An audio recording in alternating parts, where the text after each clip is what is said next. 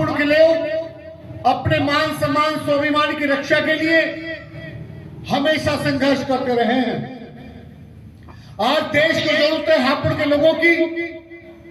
अगर हापुड़ के लोग जागरूक हो जाएं तो हम देश में क्रांति कर सकते हैं।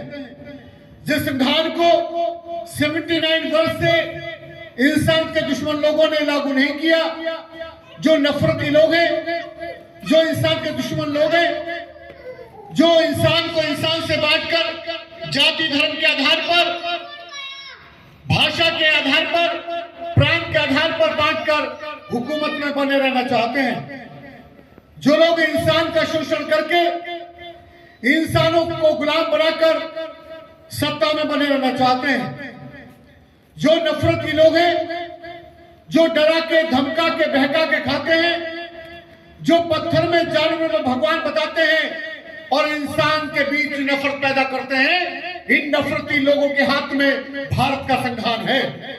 और आजाद समाज पार्टी ये चाहती है, भाई चंद्रशेखर आजाद का ये संघर्ष है और भीम आर्मी के लोगों का ये संघर्ष है कि वो लोग जो नफरती लोग हैं, जो इंसान के दुश्मन लोग हैं, जो सत्ता के लालची लोग हैं, इन सत्ता के लालची लोगों से संविधान को छीनकर शोषित पीड़ित समाज के हाथ में देना चाहते हैं, ताकि शोषित पीड़ित लोग इस देश को शिक्षित और सशक्त बना सकें। ये देश हमारा है, जो इस देश में आज शोषित है, जो पीड़ित है, जो हाशिए पे जिंदगी जीता है, जिनका रोजगार गवर्नमेंट छीन रही है, ये उन्हीं के पूर्वजों का देश है। हम मेहनतकश ईमानदार लोग हैं, हम कमा के खाने वाले लोग हैं, हम डरा के धमका के नहीं खाते, हम समता स्वतंत्रता बंधुता मैत्री वाले लोग हैं, हम करुणा वाले लोग हैं, हम सिरमन संस्कृति के लोग हैं, हम कबीरा समाज के लोग हैं, हम मानव मूल्यों को स्थापित करने के लिए संघर्ष करने वाले लोग हैं। मानव जीवन को आसान हमारे पूर्वजों ने बनाया। जब इंसान को घर की पता नहीं थी, हमारे पूर्वजों ने घर बनाना सीखा, दुनिया को सिखाया। जब इंसान नंगा रहता था तो हमारे पूर्वजों ने खाल के कपड़े बनाए और उसका जीवन बचाया। जब इंसान मरे हुए जानवरों का मांस खाता था या शिकार करके मार के खाता था या कंदमूल पेड़ की जल छाल और पत्ते खाता था, हमारे पूर्वजों ने खेती करना सीखा और अन्न उगाया और दुनिया को बताया कि अन्न पैदा करके उसे खा के भी इंसान जिंदा रह सकता है। इससे बेहतरीन व्यवस्था कहाँ मिलेगी? जहाँ लोग जानवरों को खा रहे थे, वो हमारे पूर्वजों ने अहिंसा धर्म अपनाया और मार काट न करके अन्न उगाया। हम कृषि प्रधान समाज के लोग हैं। ये देश कृषि प्रधान पहले भी रहा है, लेकिन इस देश को लोग नफरती लोगों के हाथ में है।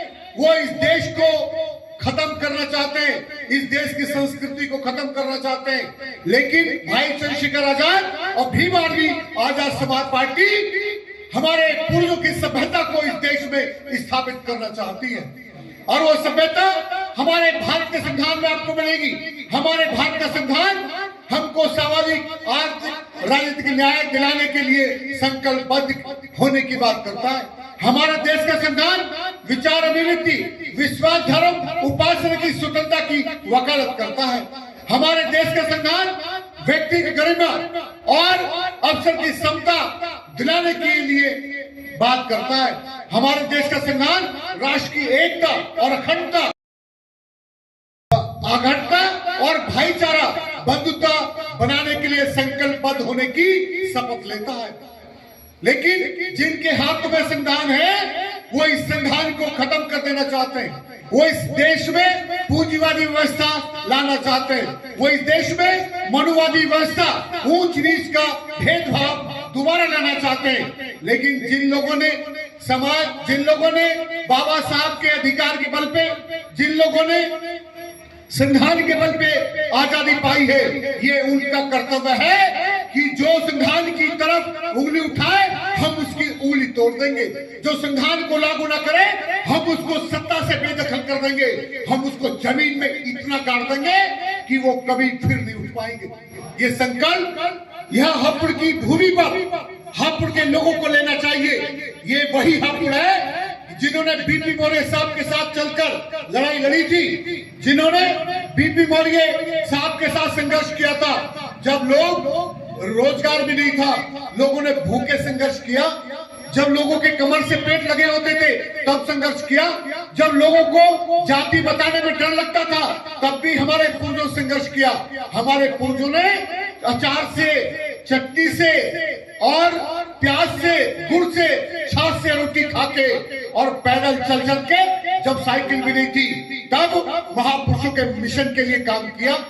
अगर बीपी मौर्य सफल हुए तो आसपास के 100 किलोमीटर दूर के चमार खुद को चमार कहने के लायक हुए। ये भापुड़ के लोगों का त्याग है। और जब काशीराम साहब के साथ चले तो हमारे समाज की बेटी को काशीराम साहब ने सीएम बनाया, सत्ता तक पहुंचाया। आज वापस हापुड़ को फिर खड़े होने की जरूरत है। जो लोग इस देश में संविधान की प्रतियां जलाते हैं उनको सबक सिखाने की जरूरत है। जो लोग इस देश में जाति धर्म के आधार पर इंसान को इंसान से बांट के खत्म कर देना चाहते हैं इंसानियत को, उनको हापुड़ के लोगों को भाईचारा कायम करने के लिए खड़े होने की जरूरत है। हापुड़ के लोगों को समता, स्वतंत्रता, बंधुता, न्यायपालिक व्यवस्था लाने के लिए फिर एक बार खड़े होने की जरूरत है।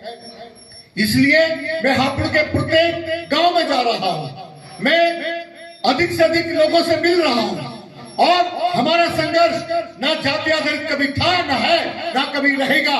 ये तो बाबा साहब ने कहा था कि यदि कोई तुमको कमजोर कहे तो अपनी कमजोरी को ताकत बना लेना। हमको चमारों को कमजोर समझा जाता था तो भाई चंद्रशेखर आजाद ने उसी कमजोरी को द ग्रेट चमार लिखने का साहस दिया। अगर भाई चंद्रशेखर आजाद ने वो साहस दिया तो एटा में जो लोग हमारे बाबा साहब अम्बेडकर की जयंती निकालने में रोकते थे, मनुवादी लोग, हमारे समाज के लोगों ने उनकी कलश यात्रा को रोकने का साथ दिखाया। ये है संघर्ष। भाई चंद्रशेखर आजाद इंकलाब है इस देश में। भाई चंद्रशेखर आजाद हर शोषित पीड़ित की आवाज है। भाई चंद्रशेखर आजाद भारत के संविधान के रक्षक है। उस भाई चंद्रशेखर आजाद को हापुड़ के लोग सहयोग करेंगे तो यकीनन इतिहास के पन्नों में जैसे पहले दर्ज हुए फिर आगे भी दर्ज हो जाएंगे। मैं उम्मीद से आपके बीच में आया हूं। मैं और भी 15-20 मिनट आपके साथ बात करना चाहता हूं। जो लोग बाहर खड़े हैं वो अंदर आ जाइए। आपसे कुछ मांगने नहीं आया और वोट अपनी जेब में रखिए। वोट भी मांगने मैं आपसे नहीं आया हूं। वोट क्यों देना चाहिए, किस लिए देना चाहिए, ये आपका अधिकार क्या है इस देश में, और अधिकार को पाने के लिए कर्तव्य क्या है, जीवन का मोल क्या है, आखिर हम इंसान क्यों पैदा हुए हैं और ये मानव क्यों पैदा हुआ है, इसका अर्थ क्या है, क्यों आए संसार में। अगर ये बात समझाने में मेरी कोई मदद आपको मिले, मैं आपकी इसमें कोई मदद कर सकूं, मैं इसके लिए आपके बीच में आया हूं। अगर ये मैं काम कर सका तो मैं भी बेहतरीन जिंदगी जीऊंगा और मरने के बाद भी जिन लोगों ने मुझे सुना उनकी आंखों में भी नमी आएगी कि एक व्यक्ति हमारे बीच में आया था जिसने जीवन का मोल बताया था, जिस व्यक्ति ने संविधान का अर्थ बताया था, जिस व्यक्ति ने मानव मूल्य को साबित करने के लिए आजीवन संघर्ष किया, आज वो व्यक्ति हमारे बीच से चला गया। जिंदगी यही है, लोग जीते जी भी याद करें, मरने के बाद भी याद करें, वरना मरेंगे हैं सब। मैं तो बीच चौराहे पे बोलता हूँ, अब तो मैं अपनी चौपाल में बोल रहा हूँ, मैं डरता नहीं हूँ किसी से भी। मैं बीच चौराहे पर उन नफरती लोगों के खिलाफ बोलता हूँ जो गाय में भगवान बताते हैं, गाय में भगवान, कुत्ते में भगवान और जानवर उसमें मछली में भगवान और नाग में भगवान, गधे में भगवान बताते हैं और इंसान में चमार बताते हैं, नफरत करते हैं। तो ऐसे लोगों के खिलाफ मैं बीच चौराहे पे बोलता हूं और जब तक मरूंगा मैं बोलता ही रहूंगा। ये साहस मुझको मेरे समाज से मिलता है, ये संघर्ष करने की प्रेरणा मुझे उन लोगों से मिलती है जो मुझे अपने घर में बुलाते हैं, पानी पिलाते हैं, चाय पिलाते हैं, खाना खिलाते हैं। पिछली बार भाई ने खाना खिला के भेजा था, दिनेश जी ने। अब की बार आए तो बाबूजी ने चाय पिलाई। किस विश्वास के साथ इनका यकीन है कि मैं कुछ बेहतर कर रहा हूं, इसलिए तो मुझे चाय पिला रहे हैं, इसलिए तो सम्मान कर रहे हैं। और इस सम्मान को मुझे चुकाना पड़ेगा, चाहे खून की एक एक बूंद कुर्बान करनी पड़े, मैं चुकाऊंगा। चाहे फांसी के फंदे पर लटकना पड़े, चाहे कि मुझे मोटरसाइकिल पर चलता हूं कोई गोली मार दे, चाहे कोई मुझे जेल में बंदी क्यों ना कर दे, चाहे मेरे टुकड़े टुकड़े क्यों ना कर दे, लेकिन मैं जब तक मरूंगा ये काम मैं जारी रखूंगा। क्योंकि मैं जानता हूं मेरे महापुरुषों का संघर्ष त्याग बहुत महत्वपूर्ण है। और बाबा साहब अम्बेडकर ने कहा है कि गुलाम की जुल्म करने वाले से जुल्म सहने वाला ज्यादा गुनहगार है। अगर इस देश में हम जुल्म सहते हैं, हमारी बेटियों का इस देश में बलात्कार किया जाता है, उनकी हत्या की जाती है, उनको नंगा किया जाता है और नीम के पेड़ से बदायूं में 2 बहनों को टांग दिया जाता है, तो उसके बावजूद भी अगर हम नहीं बोलते हैं तो हम अम्बेडकरवादी नहीं है। इस देश में हमारे बच्चों के अधिकार छीने जाते हैं, हमारे बच्चों के प्राइमरी स्कूल बंद किए जाते हैं, हमारे बुजुर्गों की पेंशन खत्म की जाती है, हमारा आरक्षण खत्म किया जाता है निजीकरण करके, और फिर भी हम बोलते नहीं है तो हम अम्बेडकरवादी नहीं है। कोई देवी देवता तुम्हें बचाने के लिए नहीं आएगा। ये दिन रात है पूजा कीजिए, दिन रात दीपक लगाइए, कोई बचाने नहीं आएगा। क्योंकि पहले भी हम लोग बहुत पूजा करते थे, लेकिन जब तक बाबा साहब नहीं आए थे तो इस देश में किसी भी महिला को संपत्ति में अधिकार नहीं था, इस देश में किसी भी महिला को बोलने का अधिकार नहीं था। पैर की जूती भोग का साधन समझते थे। जिस देवी के सामने बलात्कार हो जाए वो देवी नहीं, वो पाखंड है, वो पत्थर है। माँ के सामने भी किसी बेटी को छू के दिखा देना, वो अपनी जान पे खेल जाएगी।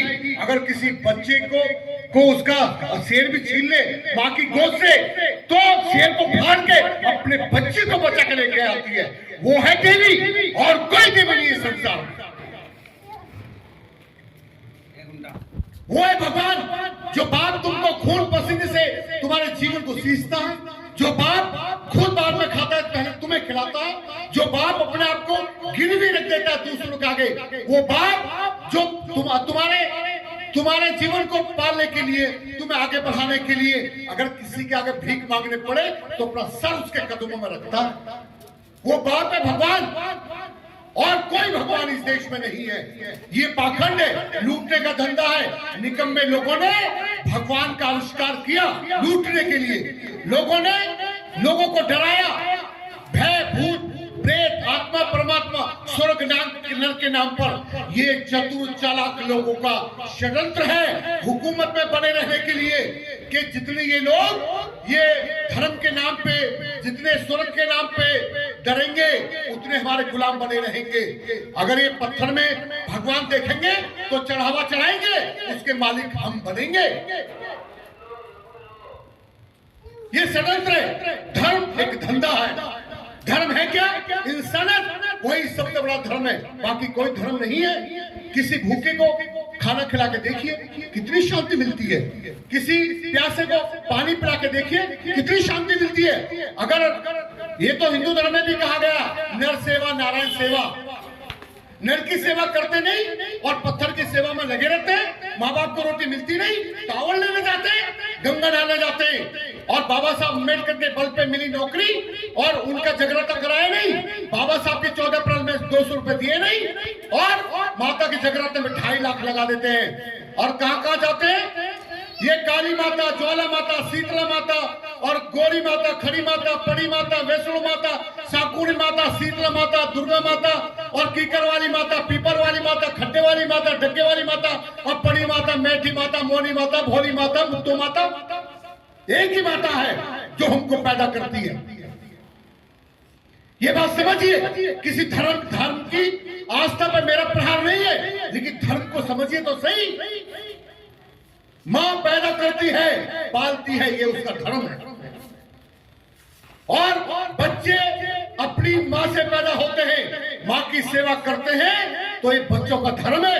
और मां की सेवा छोड़कर अगर पत्थर पत्थर की सेवा करते हैं, गंगा नहाते हैं, कांवड़ लाते हैं और जगराता कराते हैं, वो बच्चों का धर्म नहीं है। अरे माँ तो बीमार पड़ी है, परेशान है, उसको रोटी तुम देते नहीं और किस्त निकाल के चले गए कांवड़ लेने के लिए।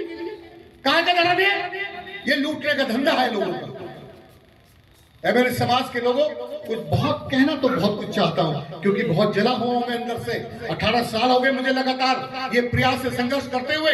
फिर भी हमारे समाज में अगर कोई दारू पी के घूमता है और वो नाली में पड़ा रहता है तो ये मेरे लिए शर्म की बात है कि मैं जिंदा क्यों हूं इस समाज में। ये जिम्मेदारी है। एक एक आदमी पूरे संसार को बदला है, समाज को बदला है। बदल सकते हैं हम अच्छा समाज बना सकते हैं। एक कोशिश करके तो देखिए। ज्योतिबा फूले ने कोशिश की, शिक्षा का अधिकार दिलाया। बाबा साहब ने कोशिश की, वोट का अधिकार दिलाया। बीपी मौर्य साहब ने कोशिश की, बोलना सिखाया। और काशीराम साहब ने कोशिश की, सत्ता तक पहुंचाया। और भाई चंद्रशेखर आजाद कोशिश कर रहे हैं। तो संविधान को इस देश में हम लोग लागू करा के ही मरेंगे, उसके पहले हमको मौत नहीं आने वाली है।